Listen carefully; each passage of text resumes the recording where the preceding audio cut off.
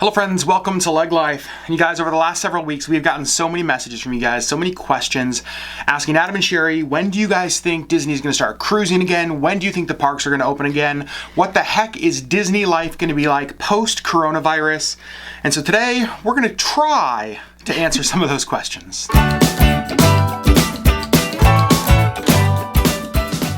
Now, just a quick disclaimer right here from the start. These are all questions that nobody really has an actual answer to right now. Everything we're going to talk about today, honestly, is pretty much purely speculation. It's best guesses, it's ideas, that kind of stuff, because until we hear directly from Disney when things are going to open, what things are going to be like, we're all just guessing. So I want you to remember that as you hear our thoughts and our opinions. This is not law, this is not truth, this is our best possible guess. And there are a lot of different opinions out there. So we're just going to take our best stab at it and hopefully we get somewhere in the right area. We're actually going to cover a few different things. We are going to talk about Disney Cruise Line and then a few facets of that, and also the Disney parks here in the US. And the reason we're going to focus on the US parks and not some of the other international parks is simply because, to be quite honest, I'm not up to speed enough about their current situation, where they're at, how things are coming back, to be able to give an informed opinion. Right. And I don't want to talk about something that I don't feel like I've done the research to understand at least a little bit. And to be quite honest, that's kind of where we're at with the international parks. Right. So everything we talk about today really is going to be based on Disney here in the United States. I think we just need to start with the thing that we've gotten the most questions about, and that is Disney Cruise Line. And the question by far that you guys have asked the most is, Adam and Sherri, when the heck do you think Disney's going to start sailing again?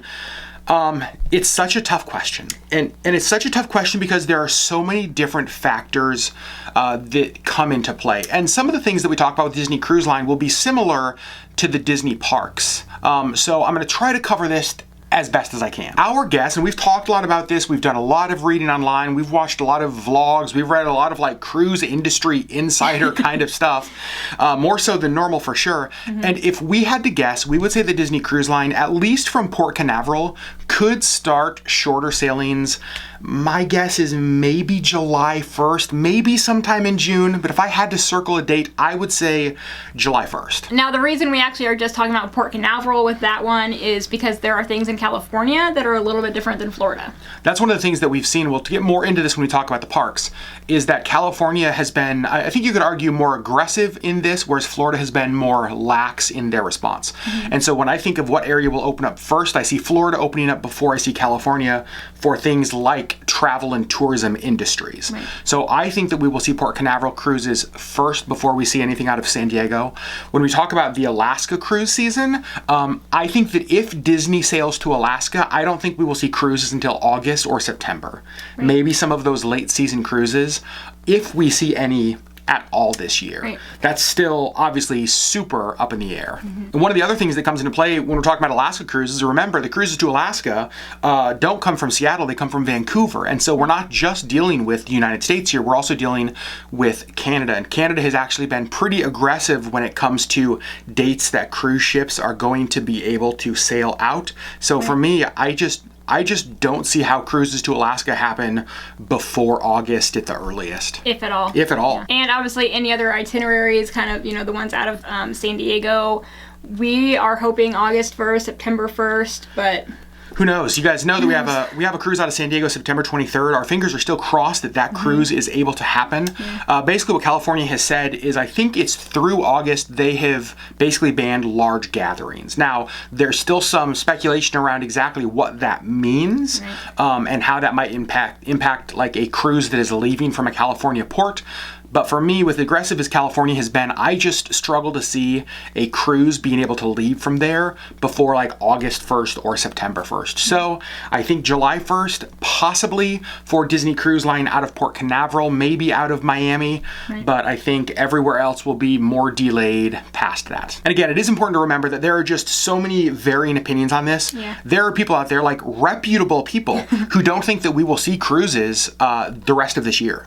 They think that for the rest of 2020, the cruise industry will be shut down. Other people think that we could see cruises start resuming in June. So opinions on this vary widely. And I think it's also not just when will they start sailing again, but also what will they look like when they do. So that's one of the things that we've done is we went through and kind of made a list of different aspects of cruising that we think will look different moving forward. So that's what we're going to talk about now. One of the areas we think will look the most different is all of the areas having to do with the self-service food on board. So on Disney Cruise Line specifically, think about things like cabanas, the self-service buffet. Right. Think about the self-service ice cream, the soft serve ice cream. I just don't see a way that when Disney starts sailing that those things are still self-service. Right. I think cabanas will still be a buffet, but I think we'll see crew members there serving you. Mm-hmm. I think that we will see at the soft serve ice cream, maybe even at the soda fountains, cast members and crew members serving you. Right. Because to me, that's just such an easy way to kind of put this barrier or this buffer between an area that frankly already kind of grosses a lot of people out, right? Sherri and I were talking about that earlier. Like, there's a lot of people that are already like a bit weirded out by the amount of germs in a self-service buffet. Right. And so to me, that is such an easy change. And it's one that I think we will see. I was actually telling Sherri, I don't know if post-coronavirus, we will ever go back to self-service buffets on cruise ships. Right? I could see this being a permanent change where those kind of things just go away. Again, still a buffet, still ice cream, still soda, but now the crew is there to serve. And one thing I think we're going to see more of is the hand washing stations. Right now they do have them on like right in front of cabanas. You have to actually wash your hands. But all the other restaurants, they're just kind of handing out the towelettes. And I think we're going to see hand washing stations outside every restaurant. I think so too. That's one of the things that I think we will probably see, and we'll talk again more about this when we get to the parks. Mm-hmm. I think we'll see a increasing number of hand washing stations in most public or large gathering areas, which is a very good thing. Right? And so I agree with you. I think the towelettes will go away and eventually we will just see hand washing stations outside of all of those. Another big one that a lot of people have been asking has to do with cruise load and capacity and the number of passengers on board. This is a little bit more difficult for Disney Cruise Line than it is for the Disney parks. Right. Disney Cruise Line, remember, they have a set number of cabins already sold on some of these sailings. Right. So if, let's say, Disney starts sailing out of Port Canaveral July 1st, that sailing may already be booked 80% full. Right? And so you can't... It has been for a year. And it has been for a year. And so you can't really sail at 50% capacity. Some things that could happen, we could see Disney offer people basically an incentive to cancel that sailing to rebook. Right. So basically Disney may say that if we're going to reopen July 1st. If you're sailing anytime during these first 3 months and you would be willing to move your reservation a year down the road, you would receive maybe 125% credit on your cruise. So some incentive to try to move full ships to smaller capacities. I think that that's something we definitely could see because, and this is honestly one of the hardest parts for me to get over when it comes to the cruise industry coming back, is that cruises, there's just so many people in such a small space. Right, and for such a long amount of time. For such a long amount of time. Days, you're all just stuck in this tiny little bubble. And so to me, that's actually one of the hurdles I think that industry has to figure out how to get over. One way possibly to do that would be offer an incentive to move your reservation. Whether that would work, I don't know. I would love to see cruises sail with smaller capacity at the beginning. I just don't necessarily know how to do that. This next area is something I think we're going to talk about here, and when we talk about the parks, the character meet and greets, I think are going to look completely different or just go away. I think they go away for a season. Right. Because to me, character meet and greets are all about like, you know, waiting in a line, but then also getting really close to the character. And I just don't necessarily see how they do that in a safe way coming back. So I think character meet and greets will actually go away for a season. I do think they'll eventually come back. However, yeah, I think on the ships, I don't know that we're going to see character meet and greets for a little while. Do you agree? I agree, yeah. Now let's talk about placeholder reservations. Placeholder reservations, for those of you who don't know, it's when you're on a Disney cruise and you book a reservation for a future cruise and you get a 10% discount for basically booking on board. Now, one of the terms of that is that you have to use your placeholder reservation within 2 years of when you buy your reservation. However, the reality is that we're in a season when people who have placeholder reservations couldn't use them. Right. So I haven't heard Disney address this yet. I haven't seen this posted anywhere.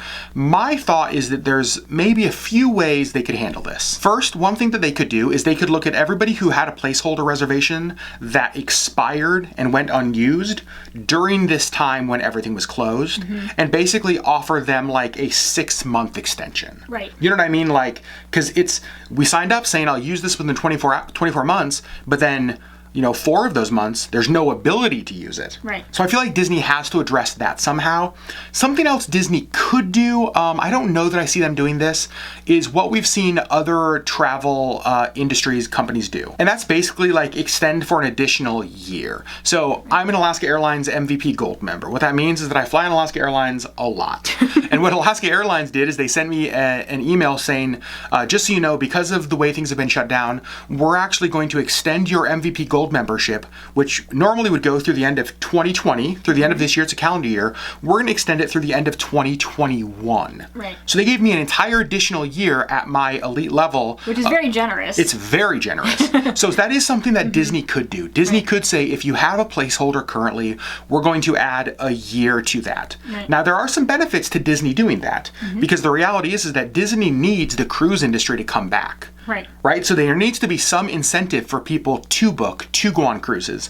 And giving people with placeholders a little bit longer time to use that rather than letting it expire could help with business. I don't know what they're going to do. I haven't heard them address this yet, but I do feel like Disney has to do something to address those with placeholders. Yeah. This next topic is something we actually touched on a little bit earlier. We're going to dive into it a little deeper. A lot of you have asked about what tourism will look like in Alaska this summer. So most of you guys know we live here in Alaska, and so I think you reach out to us with a lot of your Alaska tour questions, travel questions. This one hits hard, you guys. Cruise industry it's the largest way that people get to our state in the summer months. It is the biggest segment of travel and tourism industry in Alaska, especially for the southeast part of our state. And to lose an entire season, or at least the vast majority of an entire season, just decimates areas. Right. It will be devastating. It will be devastating. There will be businesses that just cannot survive this because there's no other business coming in. Right. They can't float an entire season with no monies coming in. That's exactly right. And so this is going to be devastating. Yeah. That's why for me, like, I so hope that at least the late part of the season is able to open, like at least August and September. You know what I mean? Like, give us a couple months of ships coming in. Again, whether that will happen, I don't know. But yeah, this will be absolutely devastating to our state. And remember, it's not just the towns that cruises visit, because there are a lot of lines. Disney's not one of them, because Disney has what's called a closed-looped cruise. Right. So Disney sails out of Vancouver and then it returns to Vancouver. But there's some cruise lines that sail from like Seattle or Vancouver, and then they end somewhere here in Alaska. Right. So then people rent cars and stay in hotels and dine in restaurants and shop in gift shops. All of that goes away as well. Right. And so it's not just the little cruise port towns, it is the entire state. The ripple effects of losing a cruise season in Alaska are absolutely huge. The last thing we're going to talk about when it comes to Disney Cruise Line is what the heck does this mean for all those new ships? As you guys know, Disney Cruise Line has ordered 3 new ships being built at a shipyard in Germany. The first one, the Disney Wish, was set to start sailing January of 2022. And obviously a lot of people have wondered, like, what does this mean? Not just for the launch of the Wish, but the 2 ships that were supposed to be delivered after that. Right. We don't have anything final on this. However, a lot of what I've read is that work at the shipyard largely has stopped. Right. In fact, the company who's building the ships put out a pretty dire communication within the last couple weeks saying that they think it's going to take until 2030 for more new orders of ships to come in based on the impact that this will have to the cruise industry. That's crazy. Now, 10 more years. That's 10 more years. Now, they did say that they anticipate the cancellation of some current orders. Now, they build cruise ships for other lines, not just Disney. So they're not saying that Disney's canceling one of their ships. We don't know that that's true. So until we hear for sure that Disney is canceling an order for a ship from Disney or from the actual shipyard, I think it's hard to speculate about that. But I think that it is naive to believe that the Wish will still sail in January of 2022. Right. I think it's going to be pushed back at least a year. I think so too. If I had to guess, I would guess a year pushed back, maybe 6 months, but I don't know. I just think that remember, a lot of this stuff, it's not work that you necessarily just like shut off and then flip a switch and turn back on, right? There's like the ramp up time as well. So for me, again, we don't know, pure speculation. I cannot imagine the Wish being delivered on time after all of this has had to be shut down. Right. But I guess we'll just wait and see. That pretty much wraps up the questions we have gotten about Disney Cruise. If you have more questions, please leave them in the comments below and we will do our best to answer them. But now we're going to switch over to the parks. Some of this information I think will be similar to what you just heard us talk about with cruises. First, starting with opening dates. I think, like cruises, I don't think we will see parks open at the same time. Right. I think we will see Disney World open before we see Disneyland. Yeah. If I had to guess when that could happen, I would guess Disney World would open sometime in June. Yeah. Again, that has to do with just how Florida has been a little more lax, or a lot more lax, in the way they've approached this. California basically saying a ban on large gatherings through August. I struggle to see how a theme park opens when there is a large gathering ban. Right, because I feel like that's a pretty large gathering. It feels like a large gathering to me. And so if I had to guess for Disneyland, I would probably say maybe September 1st, maybe August 1st. Remember when governments and cities and states put those kind of bans in place, they can always move them forward, right? If things progress better than expected. Yep. But they also can move them back Yep. if things progress worse. Right. So at this time, I would guess Disney World sometime in June. I would guess Disneyland, maybe September 1st. Yeah. I also think that the way they open will be different. And again, this is going to be a little bit different for, the states because they are handling things different. But I do think that when they open, whenever that is, they will open at a much smaller capacity. I think probably 50% or less. Yeah, that's my guess too. I don't see a way that parks open to 100% capacity. I think we will see 50% capacity for a season, and by a season, I don't know if that means a couple of weeks or a couple of months. Right. Because I think that when we're talking about social distancing, the reality is when parks are at capacity, there is no way to social distance. Right. And so what they do is they have to limit the amount of people who go in. And I will say, yesterday, talking to our friend Auburn, she had the coolest idea. And I don't know that Disney would do this, but I would love to see them do this. I would love to. What if they opened, at least at the beginning, only to people who are essential employees? So doctors and nurses, those people who have been having to work through this entire thing. Right. Like as a thank you, a way to say thanks for all the way that you've been serving, all the hard work you've been doing, putting yourself in harm's way.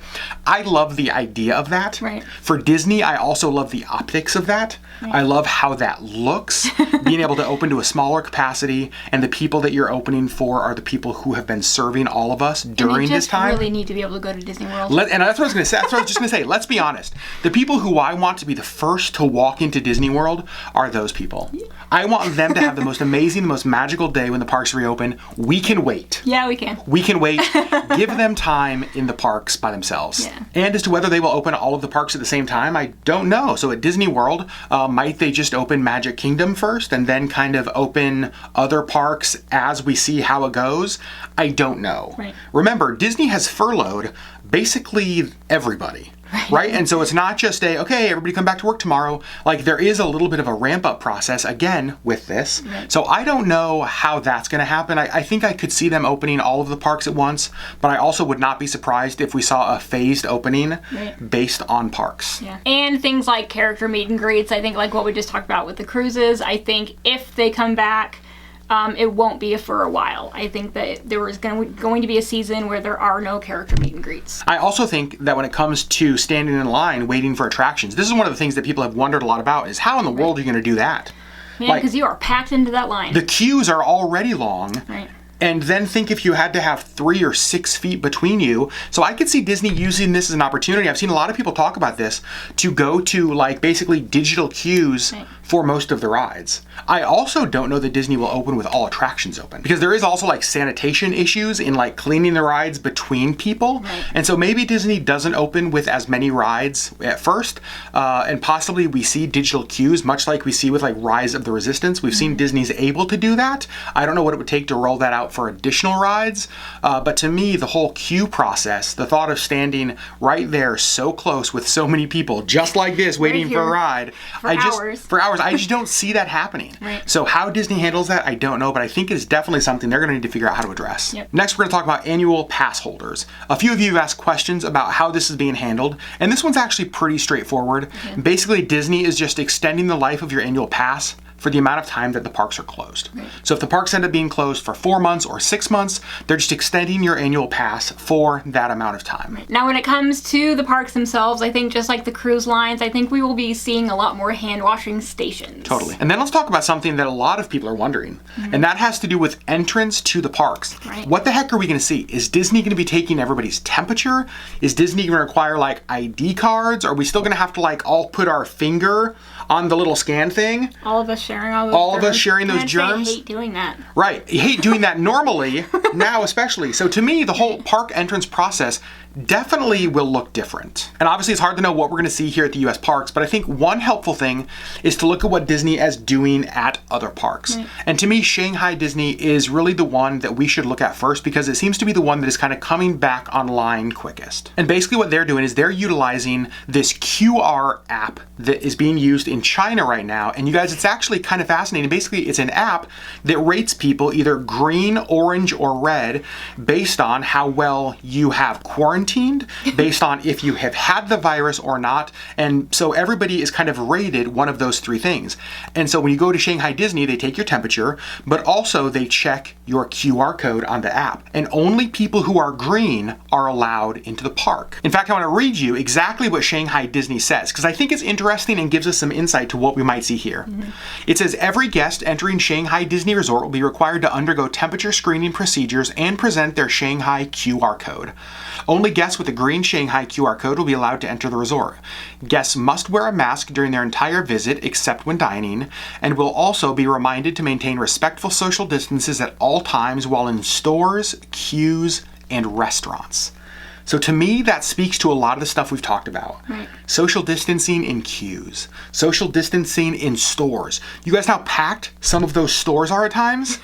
And so like shoulder to shoulder. Exactly. You're working your way through a crowd. And so that to me just speaks to the fact that what the parks will look like when they open will be vastly different. Right. I think it has to. I don't think that's a bad thing. I actually think it's kind of a good thing. Yeah. Now, whether they're taking everybody's temperature or everybody has to have a card or a QR code, I don't know. I don't think anybody really knows for sure right now.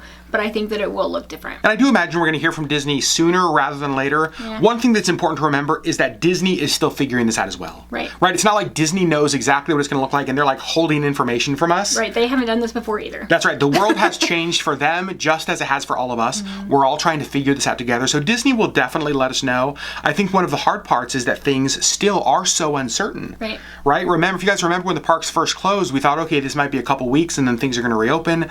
And then it keeps moving back and back. And so I think until we have a really good idea of when the parks will open, we might not necessarily know what it will look like when they open, what things will have changed, but without a doubt, things will be different. So that pretty much covers it for Disney Parks, Disney Cruise Line, at least for the questions you guys have asked us. I'm sure there's lots more questions out there. And again, we are not experts in this by any means. This is just our speculation. It's our speculation, our stab in the dark, just as all of us are doing. And I think I want to end this video just with a bit of a challenge to us, to all of you who are Disney Cruise fans, who are Disney Park fans. Just sort of a reminder that as the parks and as cruises look to reopen, that all of us should have extra grace for those around us, that we should have extra kindness for those around us.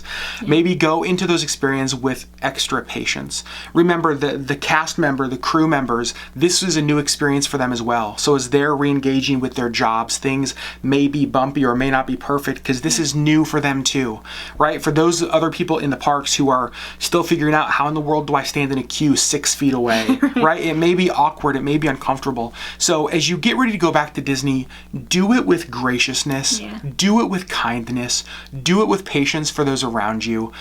Disney can sometimes be a really high stress vacation, right? There's a lot of meltdowns in the park, there's a lot of emotions are high, sometimes we can get tired and we can get snippy. And I think my hope is that when we see the park open, that we don't see those things, instead we see the Disney magic that that we all love, Right. right? We see the wonder and the kindness and the happiness that I think all of us really want right now. And that's what we want. That's why I want Disney to come back, is because of what it represents. And so as we re-engage with Disney, let's do it as people who are like kind to one another, right? Not as people who are trying to mow others down to get to the front of the line. Right, don't be that person. Don't be that person. You guys, we love you. Thanks for watching this video. Thanks for being a part of our community. Thanks for being a part of our journey. And we will see you on the next LeggLife video.